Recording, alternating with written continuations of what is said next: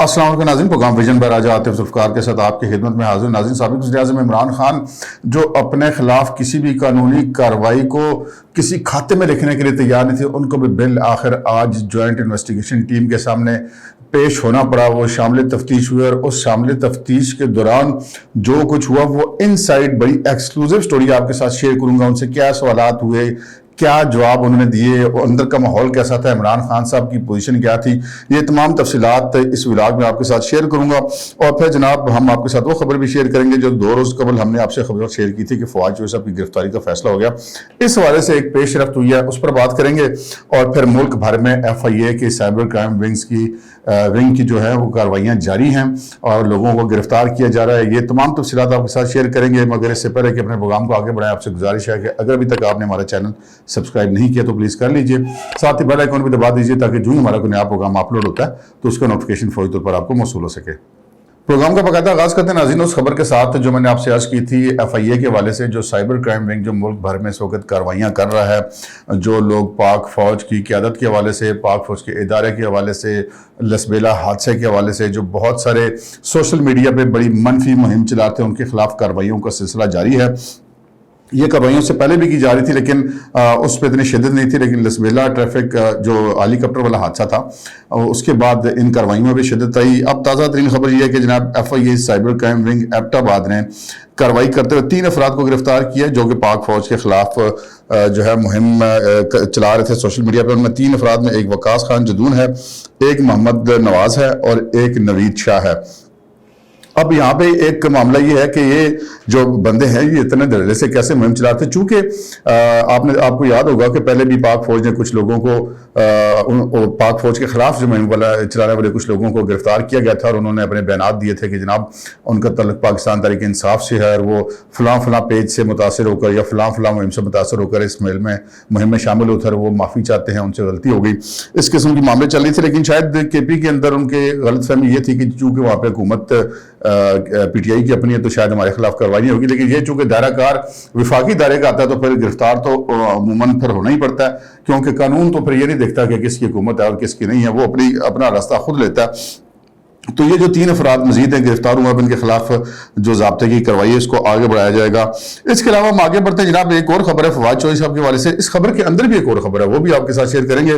لیکن فواد چوہدری صاحب کے حوالے سے آپ کو یاد ہوگا ہم نے 2 روز قبل اسی پروگرام میں اسی چینل پر آپ کے ساتھ یہ شیئر کیا تھا کہ فواد چوہدری صاحب کی گرفتاری کی تیاری ہو گئی ہے اور کسی بھی وقت ان کو گرفتار کیا جا سکتا ہے. اس حوالے سے جناب آج ایک ریٹ پٹیشن فائل ہوئی ہے اسلام آباد ہائی کورٹ میں. اسلام آباد ہائی کورٹ میں فواد چوہدری صاحب نے اور ان کے ساتھ مراد سعید صاحب، یہ دونوں ہی عمران خان صاحب کی کابینہ کے وزیر تھے، ان دونوں نے ایک پٹیشن فائل کیا اور اس میں انہوں نے کہا کہ جناب ہمیں خدشہ ہے کہ ہمیں گرفتار کر لیا جائے گا.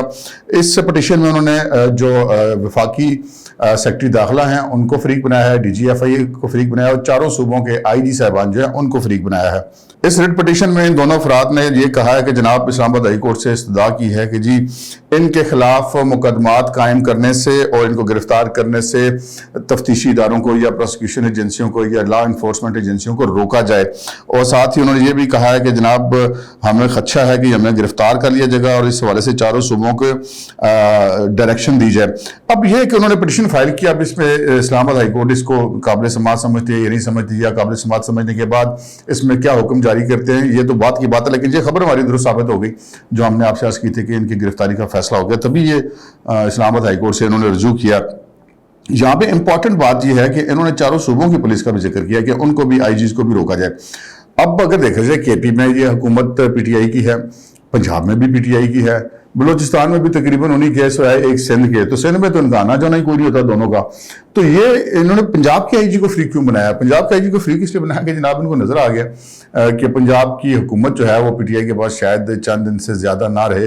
اس خدشے کے تو پیش نظر انہوں نے پیش بندی کے طور پر یہ چاہتے ہیں کہ پہلے ہی IG پنجاب کو بھی ایک ایسا حکم اسلام آباد ہائی کورٹ جاری کر دے تاکہ یہ مستقبل میں کسی گرفتاری سے روکا جائے. ویسے یہ ایک پٹیشن بڑی عجیب سی ہے، کسی کو ہراساں کیا جا رہا ہو تو وہ بالکل پٹیشن میں جاتا ہے. اگر کسی کے خلاف کوئی غلط مقدمہ درج ہو گیا ہو تب بھی وہ پٹیشن میں جاتا ہے. لیکن یہ پٹیشن کہ جی مقدمات درج کرنے سے روکا جائے, یہ کوئی بات سمجھ نہیں آتی. مقدمات تو تبھی درج ہوتے ہیں نا جب کوئی اس کا کوئی قانونی جواز موجود ہوتا ہے. اگر وہ جواز موجود نہ ہو تو عدالتوں میں جا کے وہ مقدمات خارج ہو جاتے ہیں. لیکن مقدمات درج کرنے سے روکنے اور اس سے پہلے ہی گرفتاری سے روکنے کے لیے پٹیشن آپ دیکھتے ہیں اسلام آباد ہائی کورٹ کیا فیصلہ کرتی ہے. یہ تو جناب وہ خبریں ہیں. اب آتے ہیں اپنی اس مین خبر کی طرف جو میں نے آپ سے عرض کیا کہ اس کی ایکسکلوزیو ڈیٹیل آپ کو ہم دیں گے. آپ نے یہ خبر تو دیکھ لی ہوگی سارے مین اسٹریم میڈیا پر بھی کہ عمران خان صاحب کو آج جوائنٹ انویسٹیگیشن ٹیم کے بھی روبرو پیش ہوئے ہیں اور انہوں نے وہاں پہ پولیس کے سوالات کے جوابات دیے ہیں. یہ وہی مقدمہ ہے جی جس میں انہوں نے ڈی آئی جی اور آئی جی اسلام آباد اور ایڈیشنل سیشن جج کو اسلام آباد کو دھمکیاں لگائی تھی ایک پبلک جلسے میں, اور ان کے خلاف دہشت گردی کی دفعات کے تحت مقدمہ درج کیا گیا تھا. اس پہ توہین عدالت کا ایک الگ مقدمہ ہائی کورٹ میں چل رہا ہے اسی سیم کیس میں. لیکن یہ جو انسداد دہشت گردی کی عدالت میں کا مقدمہ ہے, عدالت نے ان کو بہت ریلیف دیا. ان کو یعنی کہ جس ٹائم پہ یہ عدالت میں آنا چاہتے تھے اس ٹائم پہ یہ آتے رہے. عدالت نے کہا کوئی گل نہیں خان صاحب تسی آ جاؤ, اور یہ پیش ہوتے رہے. اور 2 دفعہ یہ توسیع لے چکے ہیں پوری زبان قبل از گرفتاری میں, اور ابھی تک یہ اس کیس میں شامل تفتیش ہونے کے لیے تیار نہیں تھے. اور یہ ایک ہی جواز سامنے رکھتے تھے عمران خان صاحب بھی, ان کے وکیل بابر وان صاحب بھی, کہ جناب ان کی جان کو خطرہ ہے اس وجہ سے یہ پیش نہیں ہوتے. جس پر پچھلی تاریخ پہ بھی عدالت نے یہ کہا کہ جناب آپ کو کیا خطرہ ہے, تو بابر وان صاحب نے کہا جی یہ تو عدالت میں آئیں گے تو یہاں پہ کوئی مار دے تو پھر کیا ہوگا. تو ان کا جی آپ وہ جو اسلام آباد کے انتظامیہ کا کمپلیکس ہے کہ جہاں پہ چیف کمشنر اور ڈپٹی کمشنر کے آفسز ہیں وہاں پہ جا کے شامل تفتیش ہو جائے, ان کا جی وہاں پہ بھی خطرہ ہے. بہرحال پھر ہائی کورٹ نے ان کو یہ کہا تھا کہ آپ دونوں فریقین جو پروسیکیوٹر رضوان عباسی اور عمران خان صاحب کے وکیل بابر وان آپس میں مل کر کوئی جگہ طے کر لیں تاکہ یہ شامل تفتیش ہو جائے. اصل معاملہ یہ تھا کہ عمران خان صاحب شامل تفتیش ہونا نہیں چاہتے تھے, اور جس طرح ان کو ماضی میں ریلیف ملتے رہے اور ابھی تک ملتے رہے ریلیف عدالتوں سے, تو ان کا یہ خیال تھا کہ ان کو اسی طرح ریلیف مل جائے اور ایسے ہی ان کی ضمانت کنفرم ہو جائے اور ایسے ہی دہشت گردی کی دفعہ جو ان کے خلاف ختم ہو جائے. لیکن بہرحال قانونی پروسیجر کا حصہ تو بننا پڑتا ہے. میں اپنے پچھلے پروگرام میں بھی بار بار یہ عرض کرتا ہوں کہ بندہ کچھ بھی کر لے, جب ایک بری ضمانت ہوتی ہے تو اس میں شامل تفتیش ہوئے بغیر گزارا نہیں ہوتا. تو بہرحال جی خان صاحب کو پھر کسی نے سمجھایا کہ خان صاحب یہ تو شامل تفتیش ہونا پڑنا, یہ نہ ہو کہ جو آپ کی دہشت گردی کی دفعہ اگر قانون کے مطابق خارج بھی ہونی ہے تو وہ نہیں ہوگی اس لیے کہ آپ تفتیش میں تعاون نہیں کر رہے. بہرحال جی آج وہ شامل تفتیش ہو گئے پولیس کے پاس, اور ایس پی جو ہے اسلام آباد پولیس کے فرد عباس کاظمی اور ان کی ٹیم نے ان سے سوالات کیے. کل جناب 21 سوالات ان سے کیے گئے تھے جو تحریری تھے, ان کے جوابات انہوں نے اپنے وکیل سے لکھوا کے وہاں پیش کیے. لیکن جو اصل بات یہ ہے کہ ان 21 سوالات کے علاوہ بھی بہت سارے سوالات ان سے کیے گئے, ان میں سے ایک سوال بہت خطرناک تھا, اس کا جواب اس سے بھی زیادہ خطرناک تھا. ایک سوال اسلام آباد پولیس کی طرف سے عمران خان صاحب سے یہ کیا گیا کہ یہ جو آپ اداروں کے خلاف مہم چلا رہے ہیں یہ اس کی ہدایت آپ کو کس نے دی ہے, اس کے پیچھے کون ہے, اور جس پر عمران خان نے اس کا کوئی جواب ہی دے سکے, اور انہوں نے اس کا ایک اور خطرناک جواب دے دیا اور کہا کہ جی یہ سوال بڑا خطرناک ہے. یعنی کہ یہ سوال کے جواب میں ایک اور انہوں نے یہ جو جواب دیا اس میں انہوں نے کہا کہ جی سوال بڑا خطرناک ہے. اس کے علاوہ اہم بات یہ ہے کہ عمران خان صاحب جتنا وقت شامل تفتیش رہے پولیس افسران ان سے سوالات کرتے رہے. سب سے ضروری بات اس میں یہ ہے کہ بیشتر سوالات جو کہ اسلام آباد پولیس نے ان سے کیے ان کے جوابات عمران خان صاحب نہیں دے سکے, اور وہ انہوں نے خاموشی اختیار کی. ان کے پاس ان سوالات کے جوابات تھے نہیں یا وہ دینا نہیں چاہتے تھے, دونوں صورتوں میں. اور بیشتر وقت وہ جو تفتیش کرنے والے پولیس افسران ہیں ان کی طرف دیکھ کر وہ مسکراتے رہے. مسکرانے سے مراد خسیانی ہنسی مبینہ طور پہ ہنستے رہے.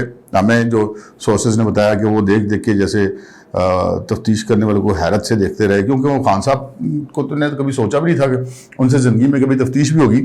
تو بہرحال یہ تفتیش میں بھی ان کے ساتھ ایک بہت بڑا لاؤ لشکر تھا, سینکڑوں پولیس اہلکار ان کے ساتھ تھے اور وکیلوں کی پوری ٹیم تھی ان کے ساتھ. تو اس سارے جھرمٹ میں اپنے پورے تحفظ کے جھرمٹ کے باوجود پولیس کی تفتیش بہرحال پولیس کی تفتیش ہی ہوتی ہے, اور خان صاحب اس تفتیش کو ہماری اطلاع کے مطابق کامیابی سے فیس نہیں کر سکے. شامل تفتیش تو وہ ہو گئے لیکن جو بیشتر جوابات تھے جو اسلام آباد پولیس نے ان سے کیے وہ دینے میں عمران خان صاحب ناکام رہے. اس کے بعد عمران خان صاحب باہر آئے جناب, انہوں نے میڈیا سے بات کی, اس میں آپ نے دیکھا ہوگا لیکن کچھ مین پوائنٹ آپ کے ساتھ عرض کر لیں.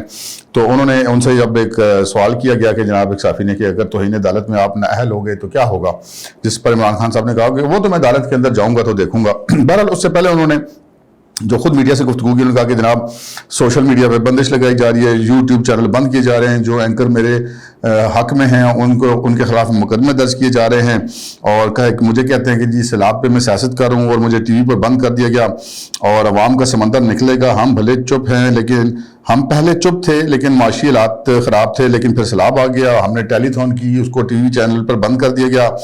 اور میرا یہ پیغام ہے حکومت کو کہ جتنا مجھے دیوار کے ساتھ لگائیں گے ہم اتنا ہی تیار ہو رہے ہیں. کل سینیٹر سیف اللہ کے گھر بھی پولیس گھس گئی، 150 مقدمے ان کے خلاف قائم کر دیے گئے، اور پھر انہوں نے کہا کہ میں ہمیشہ قانون کی پاسداری کرتا رہا، آج اسی لیے عدالت میں پیش ہوا ہوں. ساری دنیا میں مذاق بنا ہوا کہ ہیڈ لائنز بنی ہوئی کہ عمران خان کے اوپر دہشت گردی کی دفعہ لگ گئی ہے. اور میں نے تو صرف اتنی بات کی تھی کہ اگر میں کسی کو کہہ دوں کہ میں تمہارے خلاف ایکشن لوں گا تو میرے خلاف دہشت گردی کی دفعہ لگ جاتی ہے. شہباز گل کو اغوا کر کے ننگا کر کے تشدد کیا گیا، ہم نے قانونی کارروائی کی بات کی تو ہمارے خلاف انسداد دہشت گردی ایکٹ کے تحت دفعہ کار دی گئی. ویسے خان صاحب نے یہ کلیم کیا ہے کہ میں ہمیشہ قانون کا احترام کرتا رہا ہوں، قانون کی پاسداری کرتا ہوں، آج اس لیے پیش ہوا ہوں. نہیں خان صاحب ایسی بات نہیں ہے، تو آپ تو کسی قانون کو کسی کھاتے میں نہیں لکھتے تھے. یہ بات سن کے آپ کے منہ سے مطلب شریف آدمی کو تو ہنسی آ جاتی ہے کہ یہ کیا بات ہے خان صاحب، آپ نے قانون کو کبھی کسی کھاتے میں رکھا نہیں تھا. بہرحال ابھی آہستہ آہستہ قانون جو ہے وہ اپنا گھیرا تنگ کر رہا ہے. ہم نے اپنے پچھلے پروگرام میں کہا تھا کہ قانون بے تحاشا عمران خان صاحب کے ساتھ مہربانی والا رویہ اختیار کیا ہے، لیکن بہرحال قانون ہوتا ہے وہ اپنا راستہ لیتا ہے. بالآخر ان کو ضمانتیں کروانے کے لیے عدالت میں بھی پیش ہونا پڑ رہا ہے، اور آخر کار ان کو شامل تفتیش بھی ہونا پڑ رہا ہے. آہستہ آہستہ وہ قانون کے دائرے کے اندر آ رہے ہیں. اب دیکھتے ہیں کہ آگے چل کے قانون ان کے ساتھ کیا سلوک کرتا ہے. آج انشاءاللہ ہمارا ایک دوسرا ولاگ ہوگا رات کے وقت، اس میں ایک بہت بڑی ایکسکلوزیو خبر آپ کی خدمت میں پیش کروں گا، انتظار کیجیے گا. اب تک کے لیے اتنا ہی، اجازت دیجیے، اللہ حافظ.